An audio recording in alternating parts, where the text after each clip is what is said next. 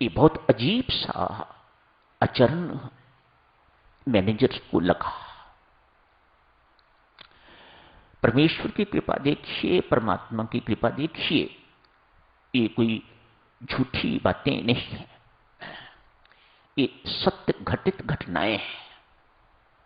परमेश्वर की कृपा देखिए, उसी वक्त बाहर जबरदस्त आवाज आई। अचानक एक ट्रक के रुकने की। एक ट्रक रुका है, ड्राइवर के हाथ एक चिट है, एक पर्ची है। वह पर्ची अध्यक्ष महोदय तक पहुंचानी है। उस ड्राइवर बेचारे को पता नहीं कि अध्यक्ष महोदय कहाँ हैं, कहाँ मिलते हैं। जल्दी जल्दी में पूछ पाछ के तो अध्यक्ष महोदय के कमरे में गए।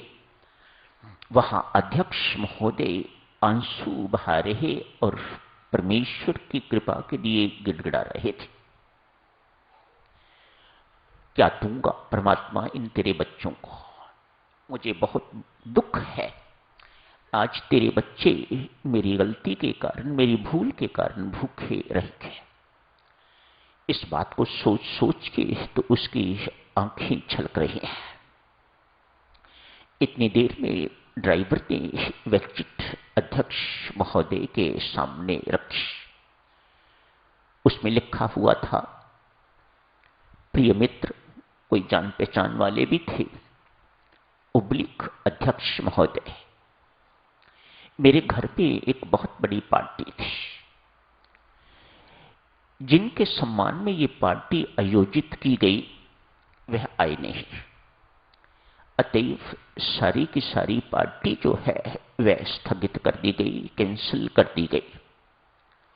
ढेर सारा खाना बना हुआ था तैयार, आपकी सेवा में भेजा जा रहा है, कृपया इसे स्वीकार कीजिएगा।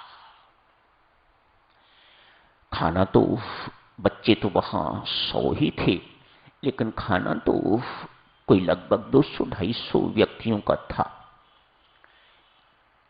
जितना बच्चों ने आज खाया है इतना जिंदगी में पहले कभी नहीं खाया था। ये परमेश्वर की कृपा है। किस प्रकार से वह अपने आश्रित की लाज रखता है। अध्यक्ष ये सब कुछ देख के तो बिल्ख बिल्ख के रो रहा है और एक ही बात मुख से निकलती है, वाह परमात्मा, वाह तेरी कृपा अथाह है, तेरी कृपा असीम है, तेरी कृपा बड़ी विचित्र है, तेरी कृपा ही कृपा है। बस तेरे आश्रित होने की जरूरत है, फिर कृपा तो मूसलाधार बरसती है। आश्रित होना ही कठिन काम है। जो आश्रित हो गया वही इस कृपा का रसास्वादन कर सकेगा। बहुत वर्ष पहले की बात नहीं, एक किसी संस्था में 29 मई 1995 की घटना, मानो कितने साल हुए, 16-17 साल पुरानी बात है। ये व्यक्ति स्वयं अपनी आप बीती बेटा लिख रहे हैं। एक संस्था में मैं कार्यरत था। कुछ सैद्धांतिक डिफरेंसेस के कारण अध्यक्ष महोदय से मेरी अनबन हो गई। अनबन होने के बाद मेरे से जबरदस्ती रेजिग्नेशन ले लिया गया और मुझे ऑफिस से, कार्यालय से निकाल दिया गया। मैंने अपना रेजिग्नेशन दे दिया। मैं उसके बाद दफ्तर में, संस्था में नहीं गया, फैक्ट्री जो कुछ भी था मैं नहीं गया। इतनी ही बात मेरे मुख से निकली, जो राम इच्छा, इसी में मेरी भलाई है। देवियों सज्जनों, थोड़ी बहुत परमात्मा की भक्ति उसमें थी। भक्ति ने उछाला मार दिया। ये परमात्मा की वास्तविक कृपा है। ये परमात्मा की कृपा का साक्षात प्रमाण है। भक्ति अंदर उछाला मार दे, भक्ति की अंदर वृद्धि, भक्ति अंदर ठट्ठे मारने लग जाए। सोई पड़ी थी, जाग गई है, और जागने पर अब अंदर एक सागर सा उमड़ रहा है। तो ये परमात्मा की विशेष अनुकंपा है, ये परमात्मा की वास्तविक कृपा है। इस व्यक्ति के साथ भी ऐसा ही हुआ है। दिन रात राम राम जपना इसने शुरू कर दिया। 2 महीने व्यतीत हो गए हैं। 29 मई की यह घटना, जून का महीना निकल गया, जुलाई का महीना निकल गया। उसे जप से इतना लाभ हुआ। जप से क्या लाभ लिया? और अधिक जप। ये जप का लाभ। जप से क्या पाना चाहते हो आप? और अधिक जप।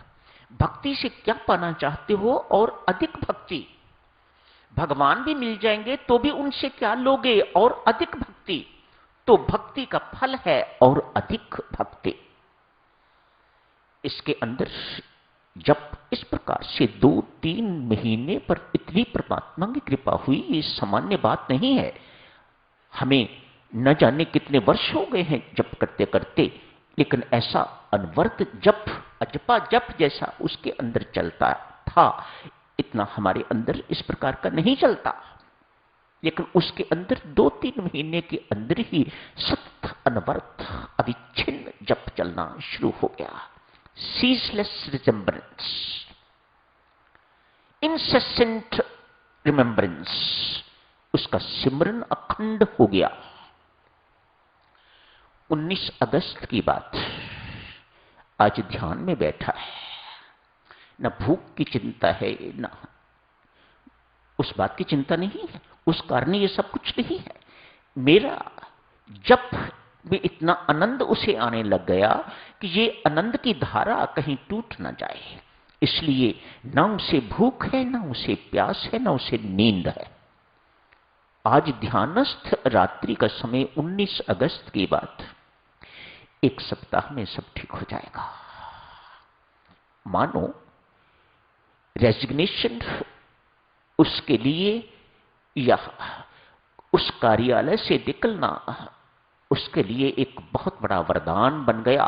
उसे परमात्मा की वाणी सुनने को मिली। 1 सप्ताह के अंदर सब ठीक हो जाएगा। 1 सप्ताह पूरा नहीं हुआ। 24 अगस्त ये कहीं जा रहा था, बाजार से निकल रहा था। अध्यक्ष महोदय की बड़ी सारी गाड़ी रुकी। इसको पता लग चुका हुआ था कि मैंने बेशक अपना रेजिग्नेशन तो सबमिट कर दिया हुआ है, लेकिन मेरा रेजिग्नेशन अभी तक स्वीकार नहीं हुआ है, लेकिन ये कभी गए नहीं। आज अध्यक्ष महोदय की गाड़ी रुकी। कहा, आप कल से ऑफिस आ जाइएगा। अब ऐसी कोई बात नहीं, कल से ऑफिस जाना शुरू कर दिया। ये तो एक परम विश्वासी का एटीट्यूड, ये तो एक जो परमात्मा में आस्थावान है उसका रवैया था। हम क्या करते हैं? यदि हमारे साथ किसी में से ऐसा होता है तो हम कचहरी में जाते, वो स्टे ऑर्डर क्या होता है वह लेते, ये ले लेते, यूनियन के पास जाते, अपनी शांति को बलिदान कर देते। भीतर अशांत तनावपूर्ण हमारा जीवन हो जाता। एक आस्थावान ने ऐसी नौबत नहीं आनी थी। वह परमात्मा की कृपा पर निर्भर रहा है और फिर परिणाम आपके सामने है।